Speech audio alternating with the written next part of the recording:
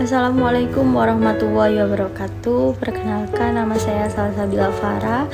Di sini saya akan sedikit cerita tentang sejarah Republik Indonesia, lebih tepatnya pada pasca kemerdekaan. Dengan judul Pemberontakan PKI Musso di Madiun tahun 1948. Mimpi komunis, tragedi bangsa. Di balik euforia kemerdekaan Indonesia tersimpan duka politik yang kelam. Madiun 1948, sebuah mimpi tentang negara proletar berubah menjadi tragedi nasional. Tahun 1948 adalah tahun-tahun sulit bagi Republik Indonesia.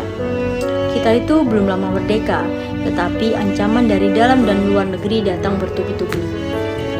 Belanda belum sepenuhnya pergi, perundingan diplomatik berjalan alot dan stabilitas politik di dalam negeri pun goyah.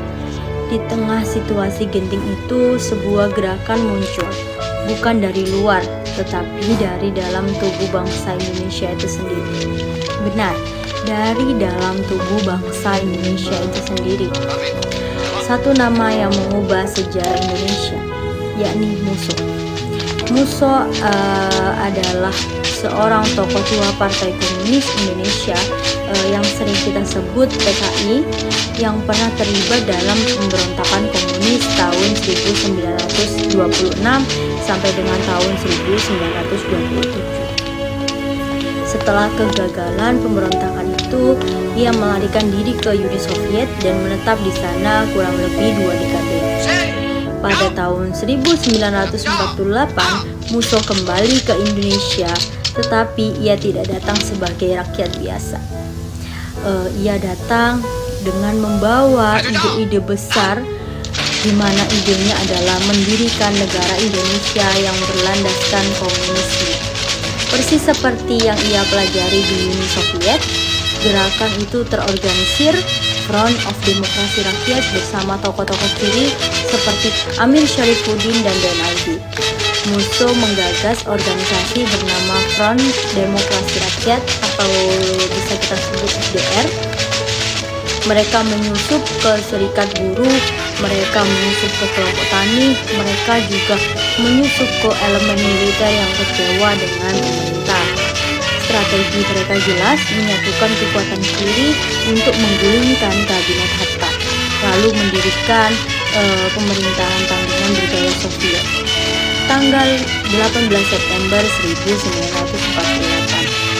Di hari itu, Madiun tidak hanya menjadi saksi pemberontakan, tetapi juga menjadi ladang pembantaian.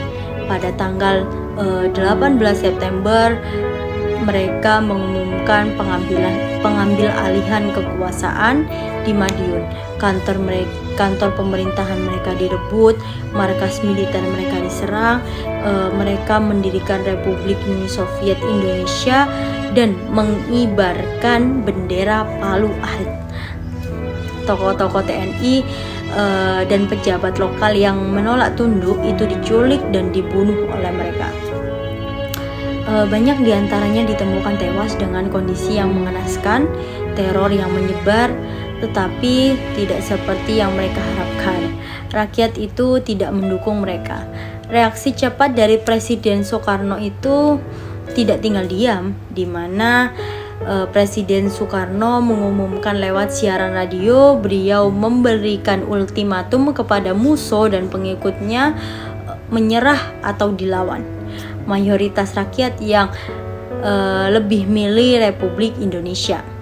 Dalam waktu singkat, TNI itu bergerak. Pasukan divisi Siliwangi yang pada saat itu masih berada di Jawa Timur melakukan operasi militer. Pemberontakan itu berhasil dipadamkan dalam hitungan minggu. Dalam hitungan minggu itu, Musso ditemukan tewas dalam baku tembak di Ponorogo saat mencoba melarikan diri. Amir Syarifuddin dan tokoh-tokoh lainnya seperti DNID, ia ditangkap dan dihukum mati. Dampak jangka panjang dari peristiwa ini adalah luka politik bangsa. Peristiwa ini menimbulkan trauma politik besar yang sejak saat itu PKI dicap sebagai pengkhianat negara. Sentimen anti komunis pun menjadi tumbuh subur, terutama di kalangan militer. ini juga menjadi titik balik penting dalam sejarah ideologi Indonesia. Pemerintah memperkuat posisi nasionalisme dan mengkikis pengaruh kiri. Tetapi luka Madiun tidak pernah benar-benar sembuh ya. Ia menjadi catatan kelam tentang perebutan kekuasaan di tengah bangsa yang masih bertumbuh ini. Mungkin sedikit kesimpulan dari pemberontakan Musso yang dapat kita ambil adalah pemberontakan PKI Musso di Madiun merupakan pelajaran sejarah yang sangat mahal. Ambisi ideologis yang tidak sejalan dengan kehendak rakyat justru membawa kehancuran bagi bangsa Indonesia itu sendiri. Di tengah perjuangan mempertahankan kemerdekaan dari penjajah luar, kita juga harus waspada terhadap ancaman dari dalam bangsa Indonesia itu sendiri. Sejarah tidak boleh dilupakan agar tidak terulang. Kalau kamu suka konten seperti ini, jangan lupa like, komen, dan semangat terus buat belajar sejarah, buat tahu sejarah Indonesia sejauh mana, bagaimana perjuangan para tokoh-tokoh yang memperjuangkan negara Republik Indonesia yang sangat kita cintai ini. Mungkin ada sedikit closing statement dari saya. Menurut kamu, apakah tindakan PKI itu adalah bentuk pengkhianatan atau hanya beda ideologi? Coba tulis pendapatmu di kolom komentar. Kita belajar sejarah bukan untuk saling menyalahkan, tetapi untuk memahami dan menjadi bangsa yang lebih dewasa. Sekian, ada kurang lebihnya dari saya mohon maaf. Wassalamualaikum warahmatullahi wabarakatuh.